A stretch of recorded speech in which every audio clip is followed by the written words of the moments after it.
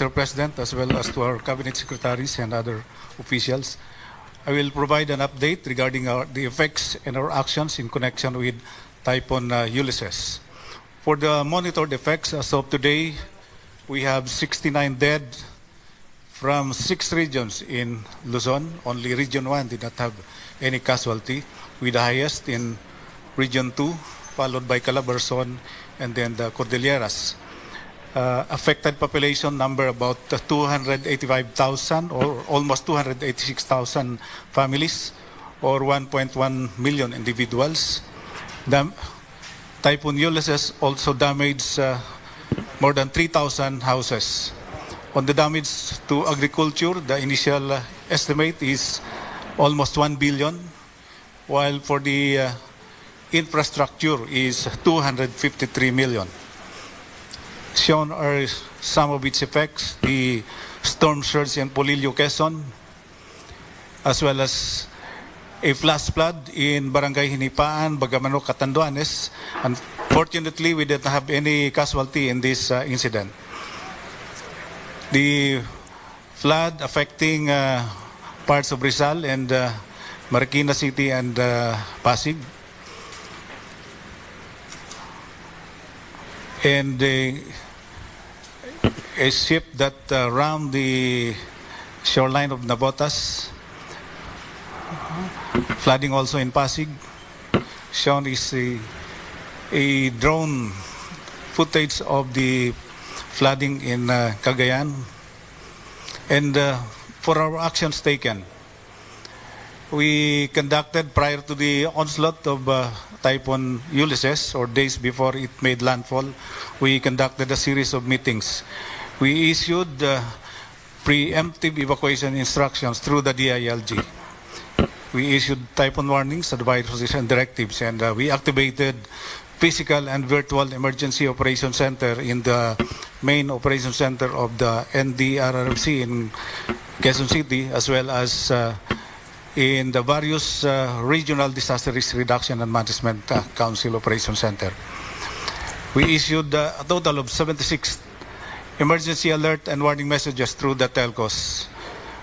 And we also emphasized the cascading of information down to the community through other means, such as utilizing the communication system of the uniformed services, the PNP, AFP, as well as to cascade information house to house or bandillo. Of course, we also conducted aerial rapid assessment over Metro Manila, and there was also conducted the same assessment here in Region 2. We mobilized almost 4,000 search and rescue personnel, utilizing these assets, 62 land assets, 30 water assets, and 9 air assets. And our efforts saved or rescued 83,667 individuals. And shown is the number of individuals provided with relief assistance as well as medical services. 44,000 provided with relief services and 28,000 with medical services. Here are some pictures of our search, rescue, and retrieval and relief operations.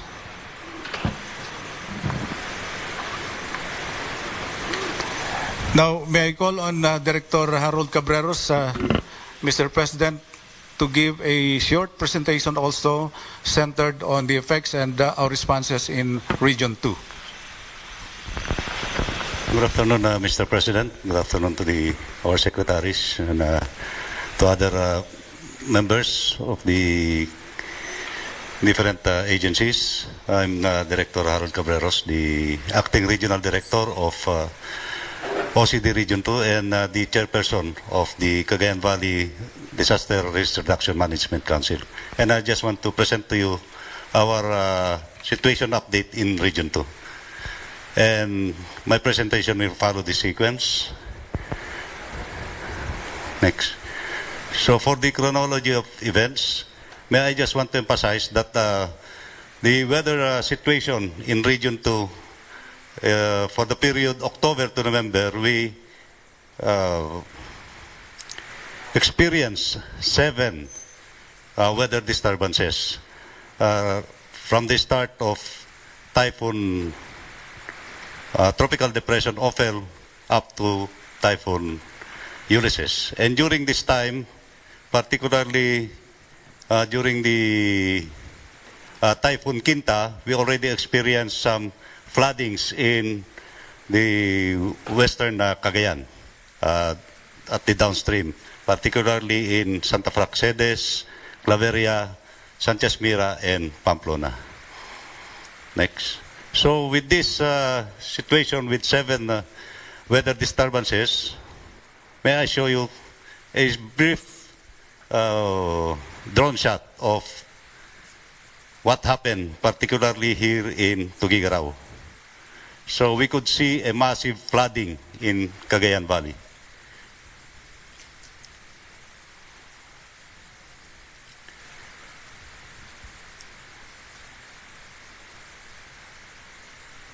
Okay, next.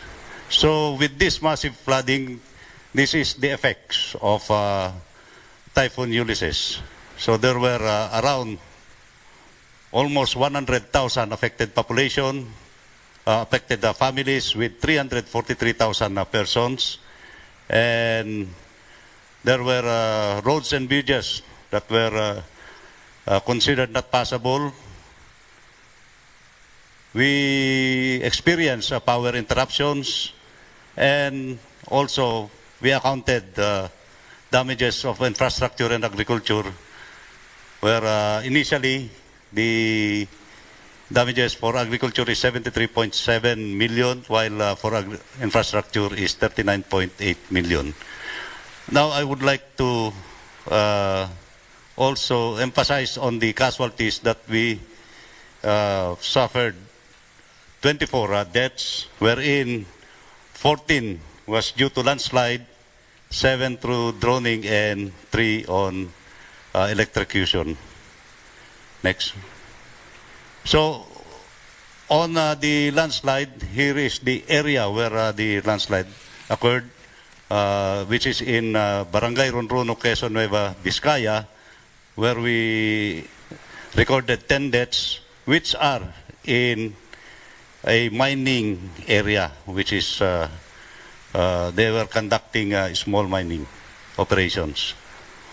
And also in Baggao, next, the 4 deaths in Baggao, Cagayan is along the riverbanks. The house is along the riverbanks. So there was a soil erosion that caused the landslide and the death of 4 persons. Next. So for our response actions, immediately after the onslaught of Typhoon Ulysses, we have deployed 4,799 personnel for search, rescue, and retrieval operations. I just want to emphasize here that the LGUs have their own search and rescue teams that conducted immediate force evacuation and rescue operations. Next. For relief operations, aside from the relief operations conducted by the LGUs, our national government through the DSWD have already distributed family food packs, and some are for distribution. And for this time, we have an ongoing relief operations. Next. And our DOH have been conducting health assistance, providing hygiene kits, medicines, and so on. Next. And for our DPWH, together with the local government that has capability for road clearing, have been conducting road clearing to the different areas, region-wide. Next. So for our plan of actions, at this point in time, we continue to conduct response operations.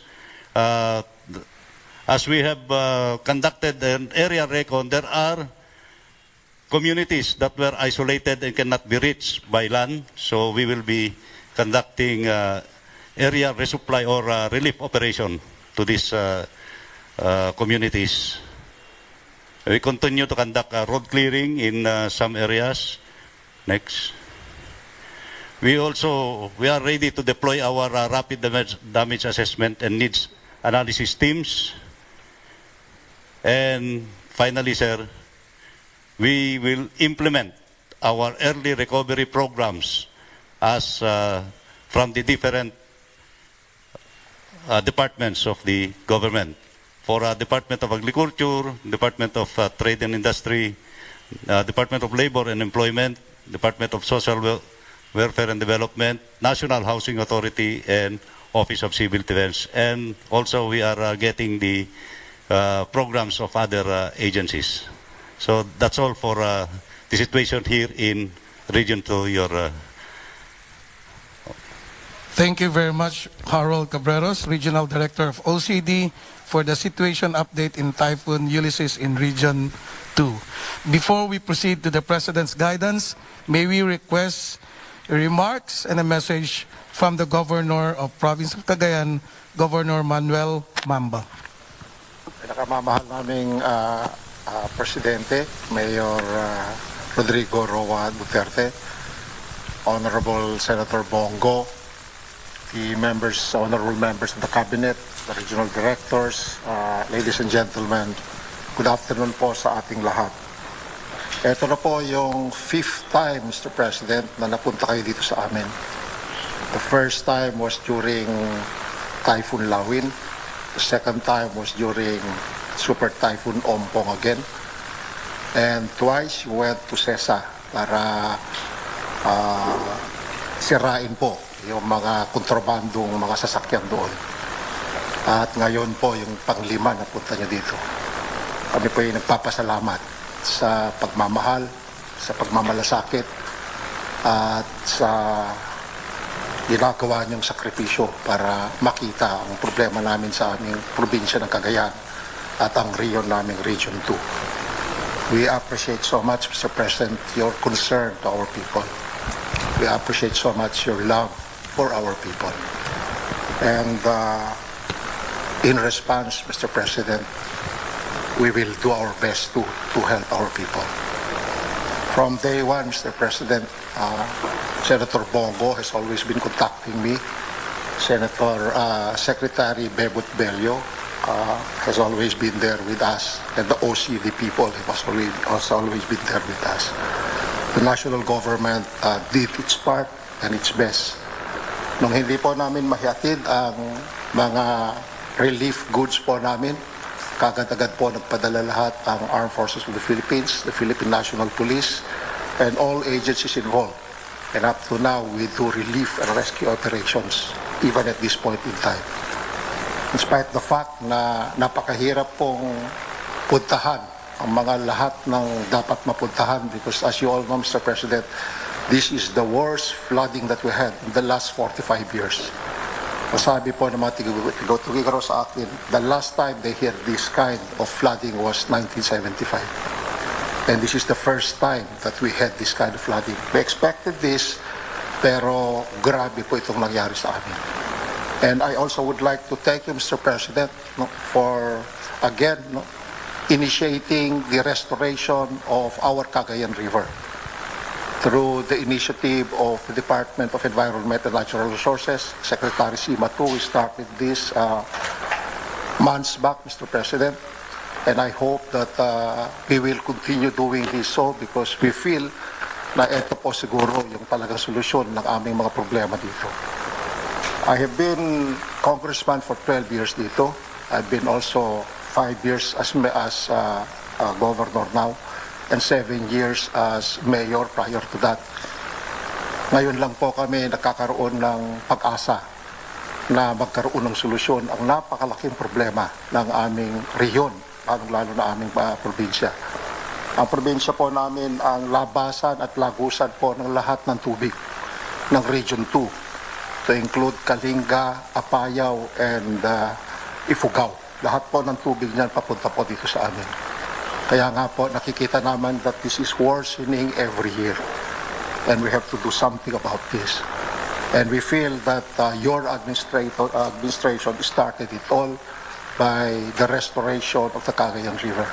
And I hope that this will go on in the immediate future because we feel na ito po yung solution nito.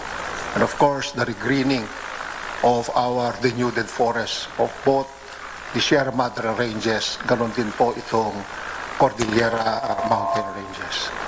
So again, Mr. President, thank you so much for coming over. Every time we have big problems like this, you have always been with us. And we will forever be indebted to you. And we will forever be grateful to you and your administration. Maraming salamat na naman po sa pagpunta niyo dito sa amin. Thank you very much.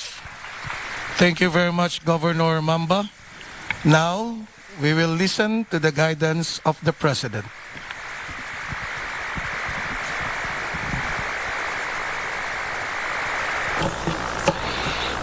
This was handed to me, a prepared speech. Pero hindi ko na lang basahin. If there's time, I'll read it. But anyway, it's all about sympathies and sharing the grief of the people over here. Ang problema ho talaga ngayon is that whether we accept it or not, itong climate change, the warm climate that boils the Pacific Ocean, there's a lot of water vapor going upstairs and accumulating so much water rain that when it falls down, talagang ang matamaan.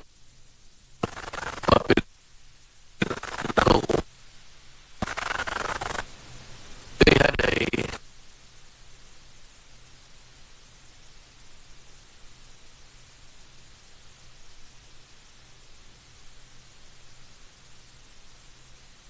contributed a lot to the global warming. And anong minakita nila sa atin na tayo Philippines, we only have a few factories running here. We do not have that kind of we spurred a little but not that much. And pag yung bumagsak na, talagang babagsak. It does not only rain of cats and dogs. It is really water pure over here. And of course, nandito na lang sabihin ko para marinig na rin ng iba. I'll just read it because it talks about our state of affairs now. My solidarity and condolence go out to my fellow Filipinos in Cagayan Valley, most especially to the bereaved families of the victims of the unprecedented flooding that occurred in the area in the aftermath of Typhoon Ulysses. This strong typhoon has affected more than 97 families in Region 2. We are saddened to know solidarity and condolence go out to my fellow Filipinos in Cagayan Valley, most especially to the bereaved families of the victims of the unprecedented flooding that occurred in the area in the aftermath of Typhoon Ulysses. This strong typhoon has affected more than 97 families in Region 2. We are saddened to know that 24 persons perished here, while a few others are still missing. Damage to agriculture in Region 2 was around 186 million pesos, while damage to infrastructure was over 1.6 billion. I want to personally assure our fellow here that government will continue its rescue operations until all families are saved.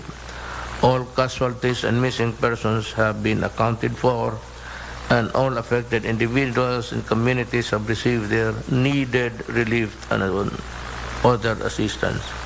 As of today, more than ₱1 million worth of assistance was provided to Region 2 by the DSWD, LGUs, and non-government organizations. We also work to prevent the repetition of disaster by intensifying forest protection efforts against illegal logging and mining. I expect our LGUs to do their part in this endeavor. You know, I'll cut short.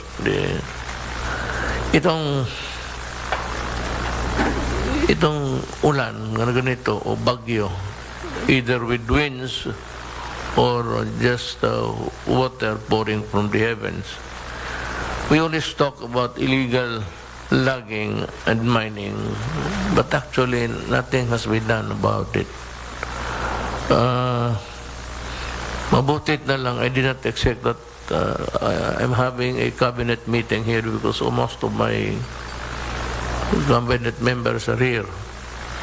By the way, karamihan ng cabinet member ko, governor, puro Ilocano. Dalawa lang kaming Bisaya ang pinakagwapo si General Simato. And of course, ang glamour boy namin si Belio. We were together during our law school days.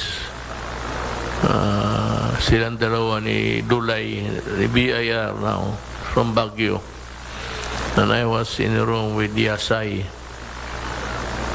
who was a fake Filipino. God bless his soul. He died about a month ago, 2 months ago. Bimbitawan ko talaga siya because he was rejected by the Commission on Appointments. I also urge the LGUs to actively collaborate with the task force created to lead the rehabilitation efforts because your lives, including your good health, safety, and improved welfare, are the government's highest priority. On this note, I wish to express my gratitude to the LGUs, the Philippine National Police, the Armed Forces of the Philippines, the Philippine Coast Guard, and all the private organizations for their relentless effort to assist the victims of Typhoon Ulysses. To my countrymen here in Cagayan Valley, rest assured that we are working hard to rebuild your lives after these calamities. We know your anguish and we will respond with urgency. With the pioneer spirit of the Filipino, I am confident that together we will brave all the challenges ahead and emerge stronger as a nation. God bless the Philippines. Ang una actually is food. Yan ang napag-aralan ko sa local official na 22 years akong mayor, so dinaanan ko lahat ng sir, lahat ng sunog, flood, and even my daughter when she was mayor, yung galing siya sa baha na maraming namatay at nag-demolish yung sheriff, talagang binugbog kasi dahil hindi nga naman tama eh.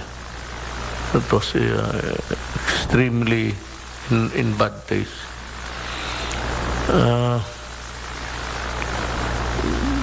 Ang Davao kasi malawak. On the other side, on the south side, you had a flood. Yung ulan doon lang, on the downtown area, there was none at all. Pagdating sa north side, yun yung baha, mag-ulan. So ganon kalaki ang Davao City, reputedly the biggest city in the world, and I would agree. Hindi mo na kalaki na umulan dito, may baha doon.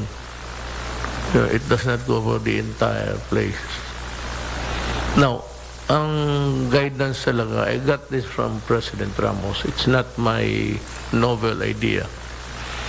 that after a catastrophe, whatever, fire, flood, the objective should be to return to normalcy as soon as possible. Whether it is an explosion, o ganon, it was a military thinking. And I adopted that word, caveat niya, nung mayor ako. So, ang atin ngayong gawin, just the same, we will do everything to return to normalcy. In the meantime, ang problema talaga sa sunog is water. Clean water, potable water. Kung wala, then we will send them here, even if we have to travel overnight. Then food, importante talaga to sustain them. And sa Agriculture, Secretary Dario is here. So he can give you at least a purview of what the department will do. You have money to do it. Then sa DPWH, Secretary Villar is here. He can do miracles, actually. Secretary Villar, mind you, is a very honest person. Wala akong kaduda-duda. Problem is, yung departamento na nakuha niya, maraming kawatan ng putang ina. So, most of the time, headline. While labor, I do not think that kung mayroon dito, it's not really that much. Bebot is here. He has money. I have signed so many documents of late. Billion yun. It's always billion. I never saw such papers galing kay billion naghingi ng thousands. It's always billions. And I think he is running for senator. Pagbigyan na lang ninyo. May gusto ng tao. Then, would you believe it, most of my cabinet members are really military men. And most of them are Ilocanos. At one time or another, they were assigned in Mindanao, in my city. And I got to know them, friends. Si General Simato, he's from Ilocos Norte. He was the one I sent to Boracay to clean the beach. But on the first day he was inspecting, his picture was there sa bulletin. And malapit yung camera, you could see the eyeballs of General Simato. Nakatingin doon sa dalawang Caucasian na yung isa parang nakadapa, tinanggal yung bra. So you can see the focus of General Simato in his work. Well, anyway, Boracay is already, it's good. You can go there, it's clean. Let us say, as I have said, it props up every now and then. I will direct here General Simato to look into the illegal mining, especially where the people are building their shelters downwards. Kaya pag di mabaon talaga sila kasi nandaan sila. So, if it is not really possible, or the possibility is not there for them to stop, at least General Simato should devise a way where they can place their mga bahay nila well above the Rolling Stones if they come. Pakitingin nga, Roy, yung sabi ni Governor. Sunod si Secretary Anyo, si General also, DILG. So if you need anything, tawagan mo lang. Then si Secretary ko si sa Energy. Na-restore na ba ang kanilang ano?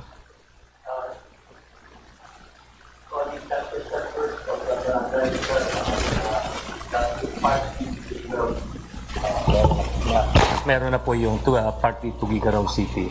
The Cagayan province is serviced by two cooperatives. Cagayan Kuan, composed of around 385 barangays, 27 barangays are already energized, and Tuguegarao City is party. And Cagayan Kutu, awaiting activation by NGCP transmission.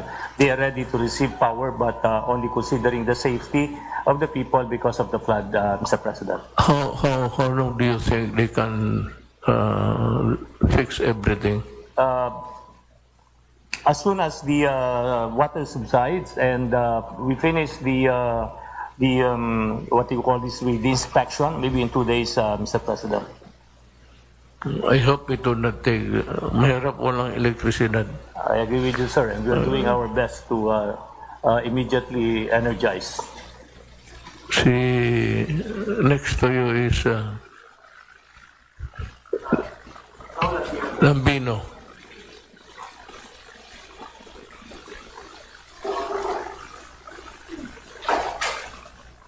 By the way, sir, pardon me for asking you in public. Yes, sir. Are you the one who's sick? Sick, sir? No, sir. May nabalita kasi ako na may sakit. Buti sana wala. Hindi po, sir. Hindi naman po ako nagkasakit, Mr. President. Doing a great job there, so continue. Opo, sir. Kanina po, dala ko po yung water purifier na galing po sa Office of the Civil Defense. Nagbiyahe po ako ng eroplano from Binalonan, Pangasinan. Dinala ko po yon. Pinahiram po tayo ni Congressman Ramon Gico III ng Pangasinan ng kanyang eroplano para madala po yung mga water purifiers dito po sa Cagayan. Kasama ko po sana si Undersecretary Rick Halad kanina, pero sa Maynila na lang po siya nang galing.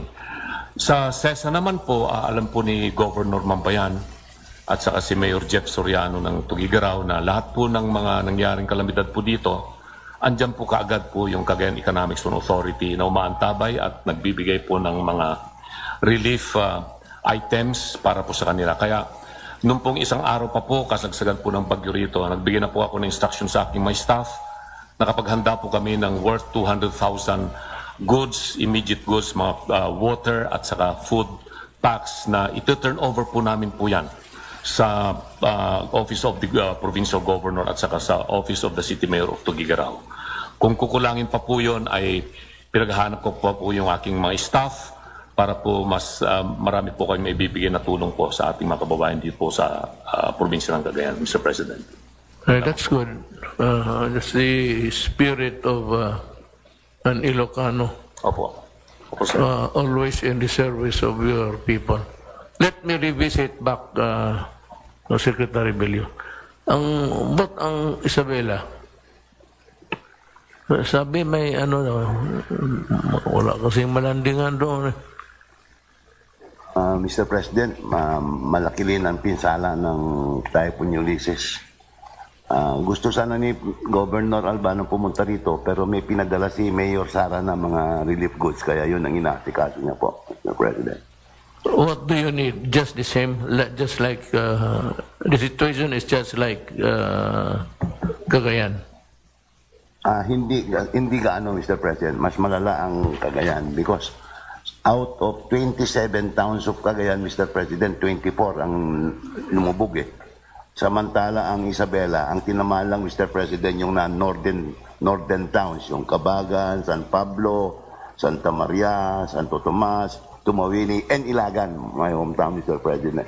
Yung southern, hindi na masyado, Mr. President. Not as much damage as in other places.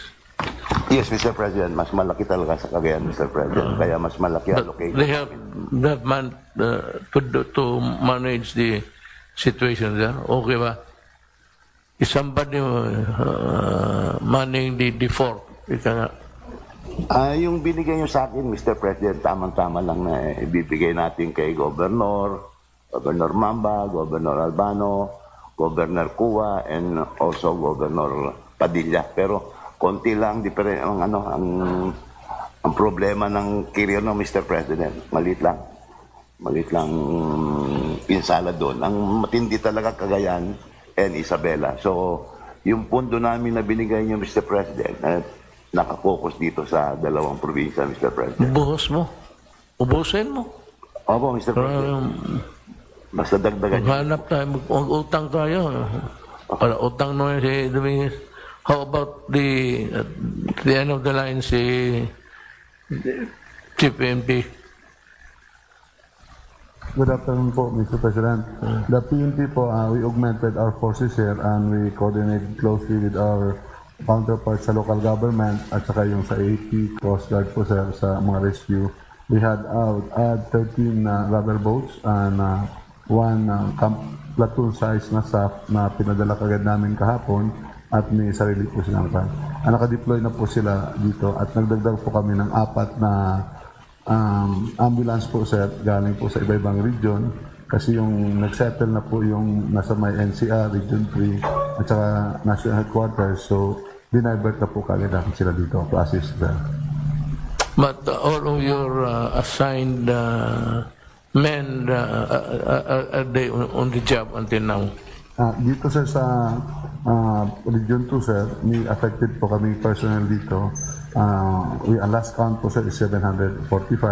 We already assisted them sir. Ang lahat na po na kuha namin, we assisted them by bringing them to some to our camp, some to their relatives po sir. So continuing din po yung assistance namin both sa civilian sector at sa sarili namin mga tauhan sir. Thank you. Good. Now, the Secretary there is quite a bit veteran here in this kind of situation. Secretary there, you have the floor. Maraming salamat po, mahal ng Pangulo. Dito po sa Region 2, simula pa nung bagyong Pipito, Rolly, Quinta, Rolly at now Ulysses, ang value na po ng damage sa agrikultura ay 2 billion pesos. Pero dito ngayon po ay nakahanda naman ang kagawaran ng pagsasaka. Tamang-tama po yung paghahanda po namin for dry season planting. Ito na sana Nobyembre, last 2 weeks at hanggat Disyembre. Mabuti na lang, hindi po namin pa naibigay po lahat doon sa mga probinsya. So ngayong araw, Mr. President, ay mayroon tayo ibibigay dito sa Region 2. Let me mention, itong yung agricultural inputs na gagamitin na sa pagtatanim itong Disyembre na. Kagaya po ng hybrid rice seeds, inbred rice seeds, fertilizers, hybrid corn seeds, assorted vegetable seeds, seedling trays, potting media, poultry, goats, and ducks. So dito po sa Cagayan po, mayroon tayong certificate of award na ibibigay po ngayon kay Governor Mamba. Ang value po ng ating ibibigay na rehabilitasyon na ng agrikultura ay 846 million pesos. Sa Isabela naman po, apektado mas lalo sila nung Quinta at Rolly. So ang value ng ating ibibigay ngayong araw ay 986 million for Isabela. For Nueva Vizcaya po, 148 million, ready na po yung certificate of award. And for Quirino, 96 million po. So a total of 2,078 million pesos. Dadagdagan pa po natin ng donasyon na bigas na under the National Food Authority's nag-decide po yung council ng NFA na mag-donate po tayo dito sa Cagayan ng 14,500 bags equivalent to 18 million pesos. Doon sa Isabela, magdo-donate rin tayo ng 18,500 bags. So 23 million pesos. So 41 million po ay galing po sa National Food Authority. So the summary would be, Mr. President, we are giving out today all these agricultural inputs plus the rice as our ayuda dito sa Region 2. 2.2 billion pesos po, Mr. President. Maraming salamat po. I'm overwhelmed. I'm happy. Si Del naman, the Secretary of Defense. Thank you, Mr. President. Susugan ko lang yung report kayo na ni General Harold Cabreros. Sinabi niyang buong command ng IFP dito ay nandito na sa Cagayan Valley. I think there is one division at pati yung mga nasa Norcom ngayon. Nandito si General Burgos. Dito man si, tayo ka. Is the commander of the Northern Luzon Command and the 5th Division Commander. Ito. Plus yung mga Air Force natin nandito. Ito po yung dagdag na assets natin dito sa Cagayan Valley. Yung sa air assets, meron tayong 5 helicopters. Meron tayong 2 C-295 na medium lift transport at saka isang C-130. Yun ang ating dagdag na disaster response teams. 22 teams from the Philippine Army, Navy, and Air Force already deployed in the area. Meron pang 5 teams na paparating pa lang po, Mr. President. And 4 reserve DRTs or disaster response teams na nasa Army pa, saka Philippine Navy, na pwede na lang i-transport dito kung kailangan pa. Ang ibang assets po natin dito, ibang assets ay 15 rubber boats na sa tingin ko ay ginagamit pa hanggang ngayon kahit na humupa na yung baha. 7 trucks at saka yung mga equipment na nandito na hawak ng 5th Division. Then 1 air traffic controller team is en route to Tuguegarao to augment yung air traffic controller ng Tuguegarao Airport. Yun lang po, Mr. President. Very good. Art, ano bang nasira dito, taga rito ka? Are you from here, really? Yes, sir. I'm here, sir. Claveria, sir. It's flooded. Saan yung bahay nyo? Sa Claveria ho, one of the small municipalities in Cagayan after Ilocos. Right now, it's flooded. It has sustained a lot of damage. You have to go there. Usually, ang ano niyan, Art, is you might want to go there, being from there, nandito man sila, you can divert some pagkain pati tubig. Usually, ang kaya ng tao, pagka gano'n, tubig pati pagkain at a shelter that will make a provisional house. So, medyo marami ka man yan siguro. You can, anyway, use the money of your department. Ako na ang ako nang bahala. Opo, Mr. Mayor President. In fact, I was talking with Secretary Debot Bello this morning. Mag-relief operation ho kami within this week na ang concentration ko po yung tubig at pagkain. Magko-coordinate po ako kay Governor Mamba saka kay Mayor Soriano at ng mga ibang mga lugar dito sa Cagayan upang nang sa ganun makatulong ako sa pagdidistribute ng mga relief goods, Mr. Mayor President. Well, in the coming days, it should be an improvement or a repair or a rehabilitation of their house, home, But in the meantime, ang kailangan nila, and it must be sustained, yung pagkain, pati tubig, yun talaga ang kailangan nila.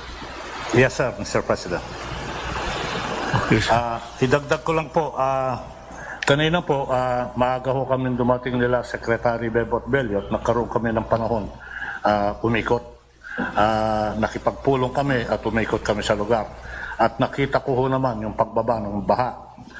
Sabihin ko lang po na wala hong damage sa airport, walang minimal damage sa mga pantalan.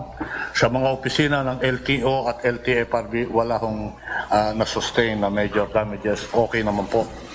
Ang nangunguna ho sa operation ng Department of Transportation, ng Kagawaran ng Transportasyon dito sa Cagayan, yung Philippine Coast Guard po, na kung saan talagang walang tulog, sige-sige lang ang trabaho.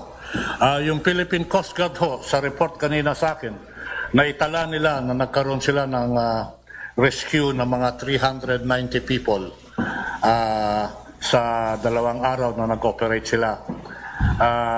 Kahapon ho, meron silang rinetrieve na 2 tao na kuryente, patay ho.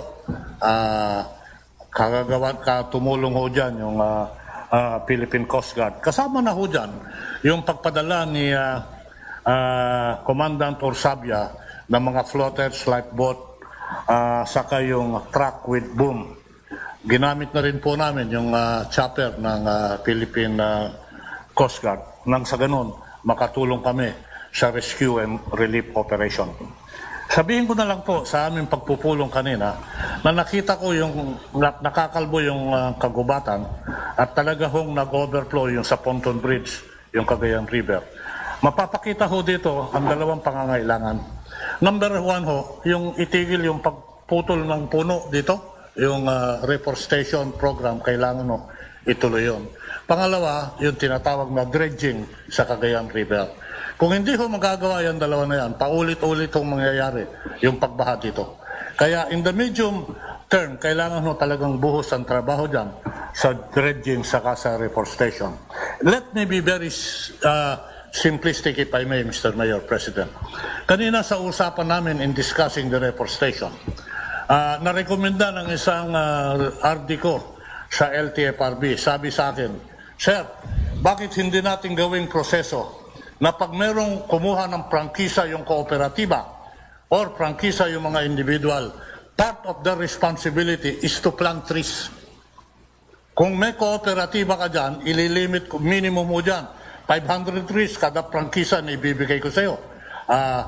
Kung gagawin ho namin yan, yung pagtatanim ng puno, doon sa pag-issue ng prangkisa o mga lisensya, marami ho tayong matatangnan. So I will be coordinating very closely with Secretary Roy Simato kung saan i-identify nila yung mga lugar na kung saan pwedeng taniman. Kaya nga kung kukuha sila ng prangkisa sa akin, I will make this nationwide. Part of the responsibility is really to plant trees. Imagine niyo ho, Mr. President, kung ang lahat ng opisina sa gobyerno, part of the responsibilities in getting license is to plant trees at designated areas, plantable areas chosen by the local government and the Department of Natural Resources. Makakatulong ho tayo dito. Umikot ka dyan sa area, makikita mo, kalbo-kalbo na lahat yung mga padyak. I got lost there somewhere. Franchise to operate public utility. Yes, sir. Yung mga kooperatiba, bigyan kita ang prangkisa, mag-cooperate ka.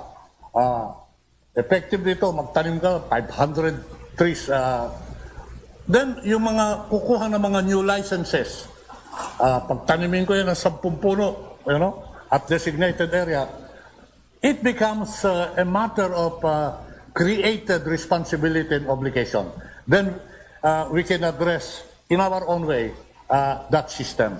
Pangalawa ho, pwede ko nang sabihin, Secretary Bebot Bello, na pag-usapan ho namin ni Secretary Bebot Bello, low-lying fruit.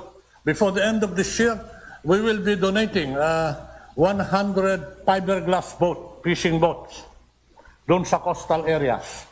Nang sa ganon, kasi tinamaan ho talaga yan eh. Ngayon, pag fiberglass ho yan, hindi lang ho, Governor, magagamit yan pang fishing, pare sa rescue operation din, pag nagbaha-baha dyan, importante fiberglass. Nag-usap po kami ni Secretary Bebot dyan at magtutulungan kami na before the end of this year, Secretary Bebot, naka-position tayo ng 100. Yun ho yung mga usapan namin. So basically, yun po yun, Mr. Mayor President, ito ho yung estado at gagawin ng kagawaran ng transportasyon. Maraming pera kayong dalawa ni Bebot. Marami kayong reserve na pera. Where do you get the money to buy all those fiberglass? Marami rin, Mr. President, kaya lang hapon nandun din ako sa Region 5, Mr. President. Pumunta kami sa Catanduanes, saka sa Albay, and then by next Thursday, pupunta po ako sa Camarines Sur dahil may commitment po tayo doon. Bumalik sa isip ko rin. There was this delivery supposedly by the Department of Labor in Cagayan, De Oro. It's in Mindanao. Yung bangka nila walang katig. Pero na, Mr. President, meron na po. Actually, ang commitment namin 10, kaya lang nagkaroon ng delivery ng 17, yung 20, tatlo ang walang katig, Mr. President. Pero ilalagay na po nila. Ang nagreklamo yung... Tinawagan ka ba niya? Tinawagan po ako, Mr. President. Okay. Na po. Pero dinagdagan ko naman ng nego cart, Mr. President. 20 na nego cart. Yes, sir. Sir, could I also suggest, aside from dredging and reforestation, the conversion of mountainous and forest areas into corn areas? I think very rampant po ngayon ito. Pati mga mountains po are ginawa nilang mga corn land. I think this has to stop.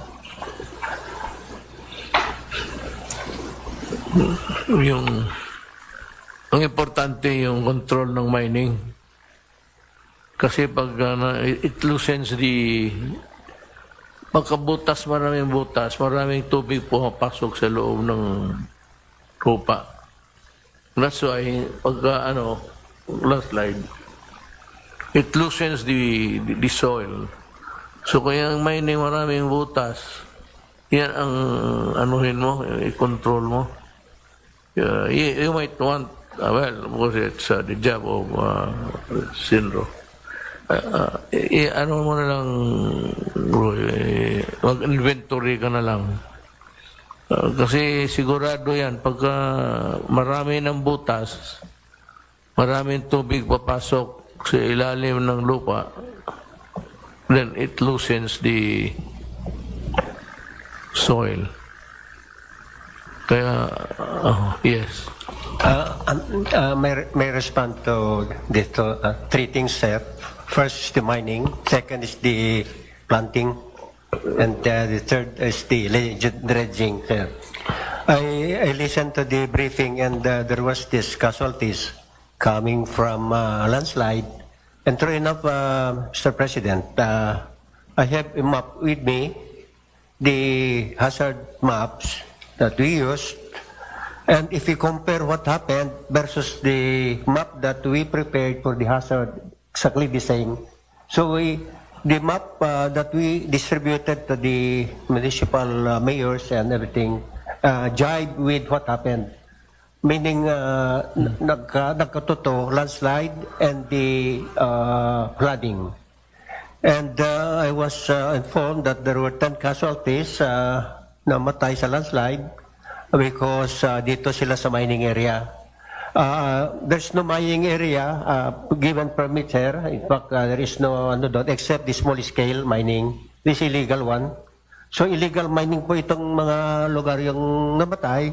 So we have filed cases already and cease and desist order for these people. So na address na po natin. Now on the dredging, Mr. President, tama-tama ho kayo yung sinabi nyo that climate change really is the warming of the ocean, being the chairman of the Cabinet Cluster on Climate Change. Ako po yun. So really, we are really very particular about the effect of this climate change, and it happened now in Ulysses. It is a manifestation really that ang climate change talaga ay talagang hindi na natin maaboy dito. It's given na.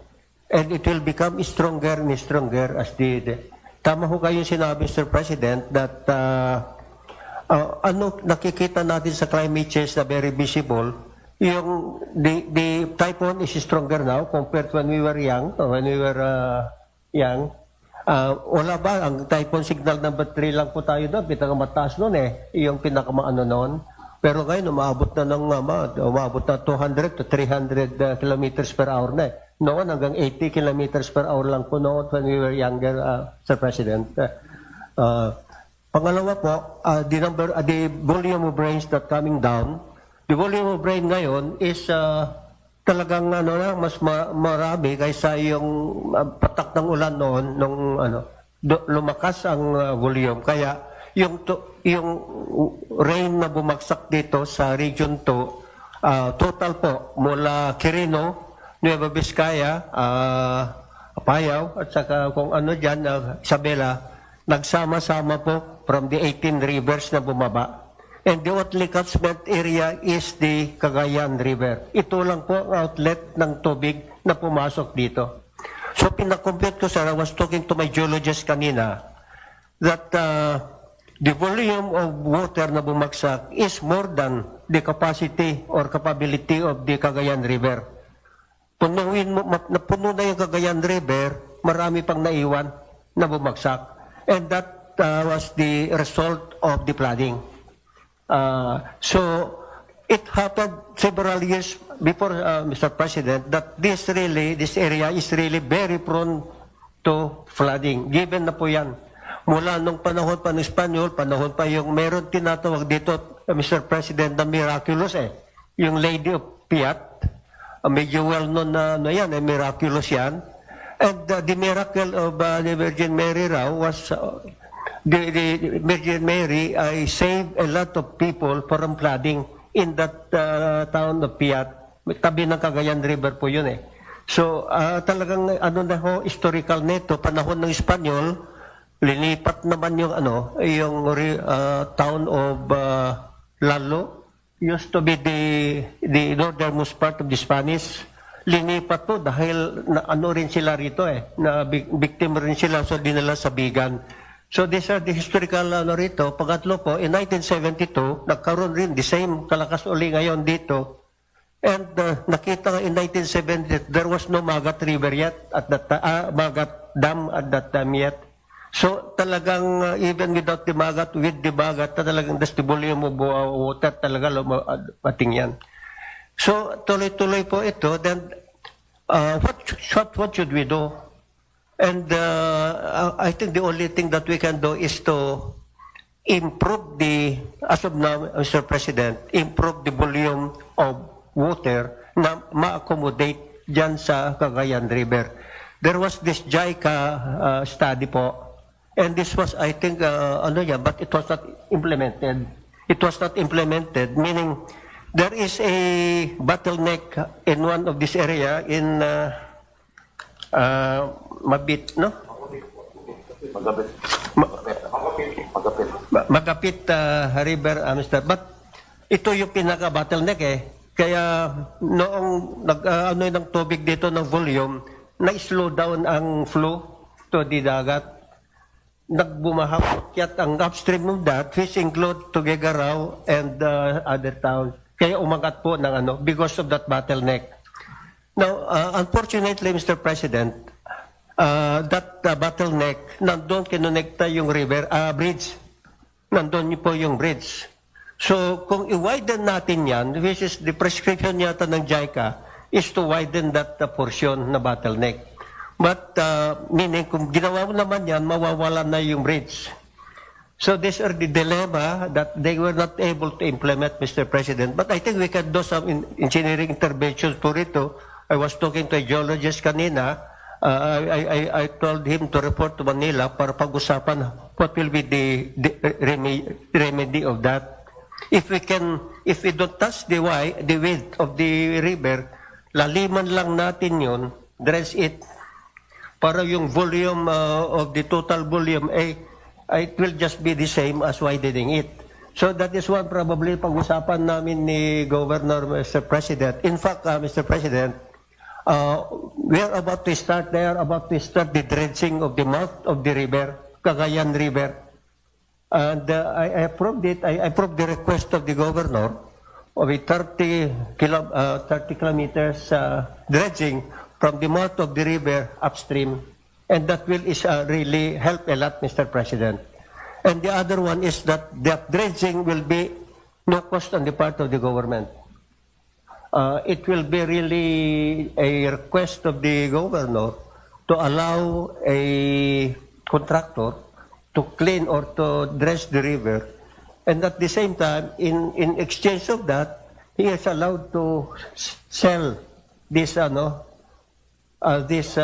sand, but they have to pay as what the mining company is paying, 4% excise tax as a revenue of the government. So ito po yung intervention na nakikita ko na we can already start with the governor. I think we have to already complete the documentation so that they can start already the dredging of that mouth of the river, which is Naparin. So these are the things that we can do now, Mr. President. And if we have to study what will be the solution of that, because whether we like it or not, the flooding will again come, Mr. President. Yan ang nakikita ko, engineering intervention that we can do. And pangatlo po, the tree planting, we were talking with General Anyo a while ago, on the National Greening Program, we are concentrating sa taas, pero yung mga kalbo-kalbo dito sa baba po, private properties and so forth and so on. So we're talking about why will not involve the local government and other citizens to plant trees already here at the lowland, patulad dito sa atin. So we're talking with General Anyo if we can come up with a agreement to yung sinasabi nga sabi ni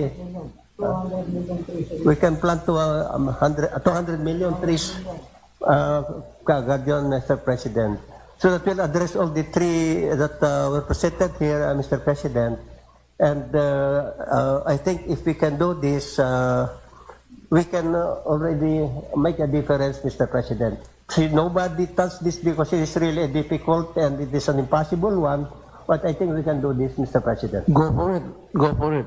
I will support you and shorten the process of the paper. Yes, sir. We're losing time. It's not because I really want to do it all, but something to leave behind, may ginawa. Yes. Ito yung iyo. Go for it, and I will support you all the way. Mr. President. Thank you, Mr. President. Can I strongly support the tree planting much more in upland areas that can also be planted with native fruit trees. Huwag lang lahat kahoy po, Mr. President, kasi mas aalagahan po ng mamamayan kung it's a mixture of forest trees and native fruit trees. Yun po, Mr. President. Well, that's a good idea. Yeah. Yes, Secretary Jose. Thank you, Mr. President. In relation, Mr. President, to the climate change problem that you have mentioned earlier, I agree with you that we are the least contributor on carbon emission. And we are a victim rather than a contributor. And that's for that reason that we are asking for climate justice. On the last Typhoon Rolly, what we did, because this has been happening, and Philippines has been suffering, and I wrote the Climate Change Commission asking for compensation on the electrical facilities that were damaged. We're testing it. I mean, it's a test, because we, as you have said, that we are the least contributor, we are a victim, and we want climate justice, Mr. President. Now, in relation to the tree planting, I agree with the tree planting, Mr. President. The transportation must already require all transport vehicles or operators to plant tree equivalent to on a per consumption or per type of engines or amount of capacity that they are operating. In the same way that we do that in energy, Mr. President.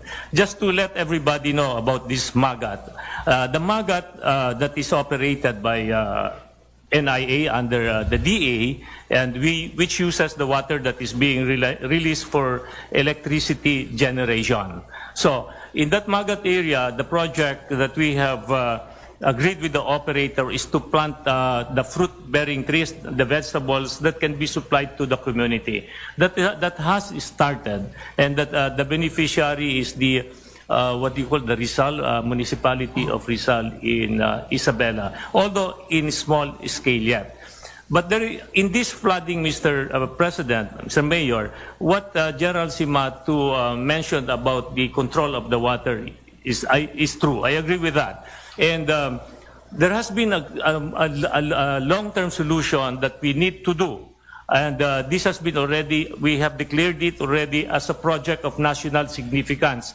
And that is putting an upstream dam ahead of MAGAT to control the water. And by doing so, that will again produce electricity. We can do it around 140 to 280, depending on how it is done. So the engineering solution is there. We already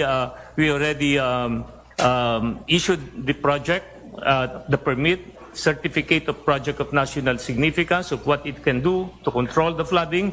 The LGUs have approved it.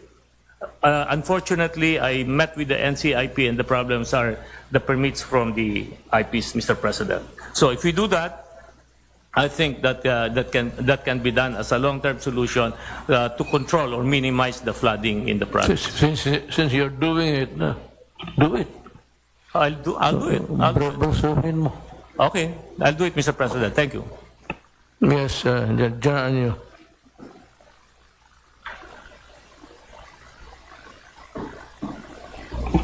Mr. President, tungkol po doon sa tree planting, may plano na po kami ni Secretary Simatu, kasama yung DepEd, CHED.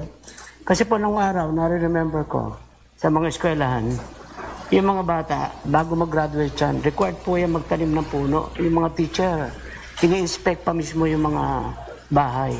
So we are 110 million Filipinos. Kung we can plant 100 million per every 6 months, that's 200 million a year. So, paplano po kami, we can start at January. Pangalawa po, isang concern po ng ating mga mayors, ito pong pagpapakawala ng tubig sa dam. It's unfortunate na sa loob ng 4 na linggo, 6 pong bagyo ang dumating sa atin. Si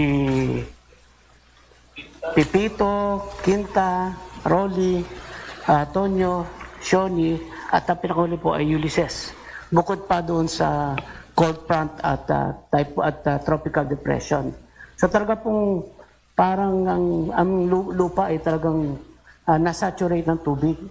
Nadagdagan pa po ito ng pagpapalabas ng mga tubig sa dam. 6 na dam ang nagbukas ng tubig at ito ay nakadagdag sa pagbaha. So may kanya-kanya pong protocol yung mga dam paano pag-release.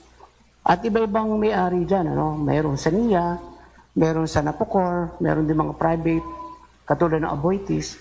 So, I think we will propose na in times of calamity sa typhoon, dapat po ay may nakokontrol dyan kung sino, kailan bubuksan yung dam.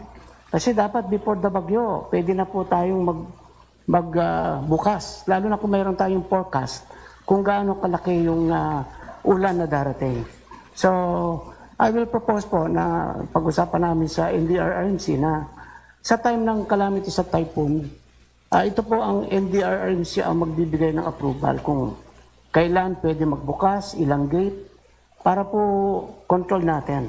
Kasi yan ang sinasabi ng ating mga LGUs, katulad sa sa Region 4A, Region 3 at saka NCR na nakadagdag talaga ng pagbaha ang pagbubukas ng dam.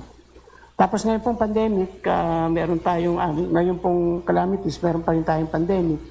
Pero nagbigay kami na advisory sa mga LGU, sa mga hard-hit areas na pwede pong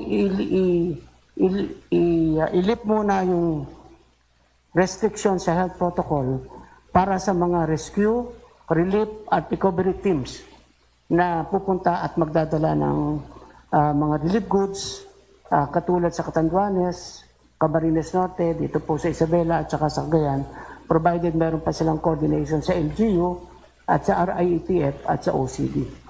So yun lang po, Mr. President. Thank you for your... So, Ed, ilan ba talaga nawalaan ng bahay? Have you... is there a count of the houses totally lost? Mr. President. Beyond repair.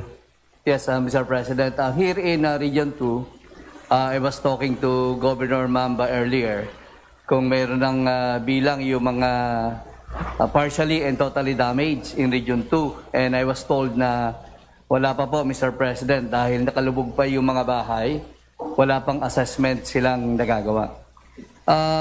We will be creating an interagency team para mag-conduct sir ng assessment to be led by the Office of Civil Defense. Kasama po rito ang Department of Human Settlements, ang National Housing Authority, and DSWD para malaman yung particular houses and owners na bibigyan natin ng financial assistance. Ang programa po natin, 5,000 to 10,000 depending on the gravity of the damages. Yung partially damaged, bibigyan po ng 5,000. Yung severe or totally damaged, binibigyan natin ng 10,000. This will come in, Mr. President, pagkatapos ng yung food and water needs nila, yung relief assistance. So this will be a continuing activity after the provisions of food and water. The housing sector will come in for the relief assistance in terms of housing assistance. This will be given in cash, Mr. President, para immediately yung mga nasirang mga bahay ay maayos kaagad. Here in Region 2, we don't expect so much damages because this is caused by floodings. Ang mas grabe, sir, yung sa Region 5 dahil ang damages to housing ay because of strong wind. So sa pagbaha, sir, pagkatapos ng tubig, very minimal ang magiging damages sa mga houses. Now, we can see from the briefing, Mr. President, na may mga namatay dahil nakatira sila sa along the river basin.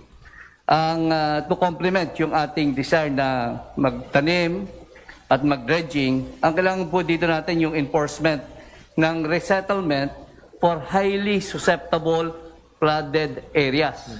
Tatlo po ang category ng mga lupa natin, highly, moderate, and less susceptible. We will coordinate directly with the LGUs to identify the highly susceptible areas prone to floodings para makapag-enforce po tayo ng resettlement para ma-resettle sila in coordination with the LGU sa safe areas.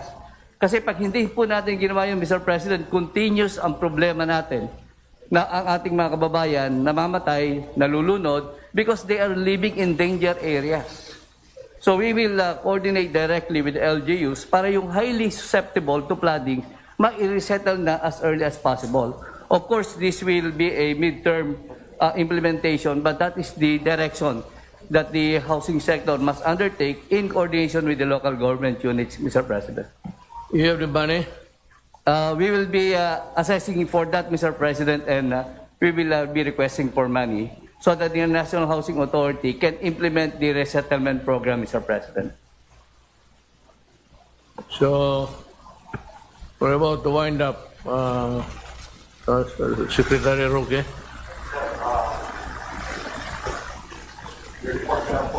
Sir, na kada bagyong dumating ay nagkakaroon po tayo ng special presidential news briefing at nagpapasalamat po ako sa lahat ng mga miyembro ng ating gabinete dahil kahit linggo po, 2 special press briefing na ginawa nating linggo, lahat po sila ay dumadalo para masabi po sa taong bayan kung anong ginagawa po ng gobyerno para tulungan ang ating mga taong bayan At nakita rin po natin na doon sa ating mga special presidential press briefing, nagiging tulay din po yun, no, para ma-bridge ko ano yung pangangailangan ng mga naging biktima ng mga bagyo doon sa mga departamento na makapagbibigay ng serbisyo.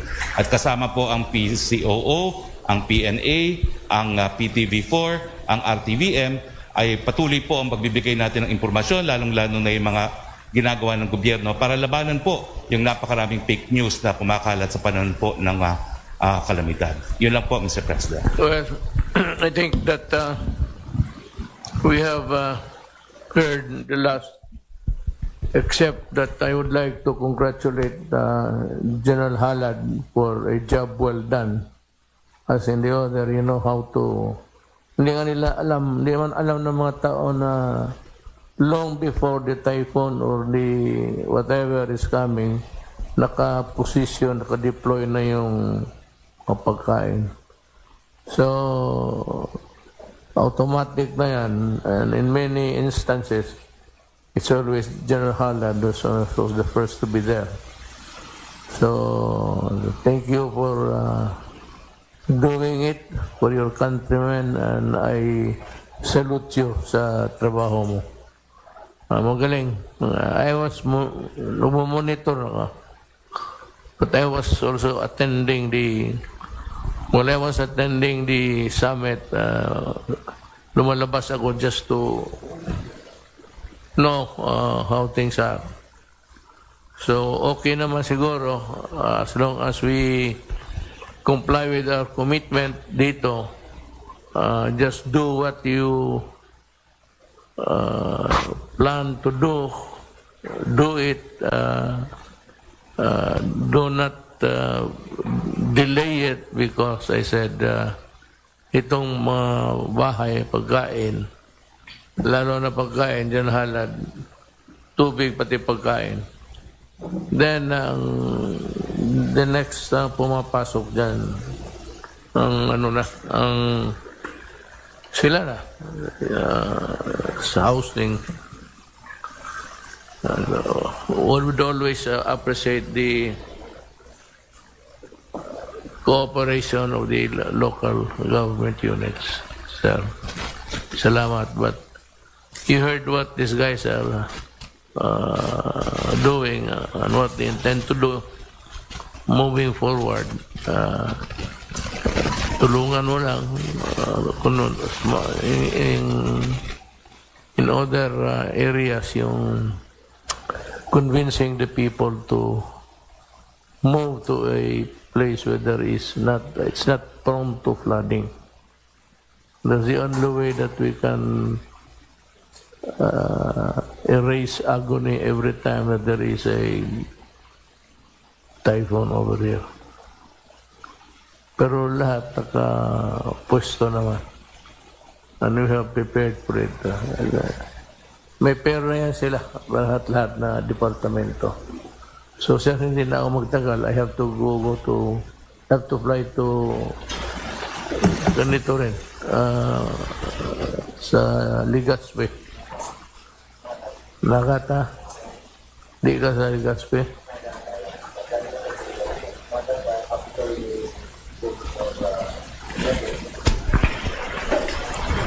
Okay. Sinabi ninyo,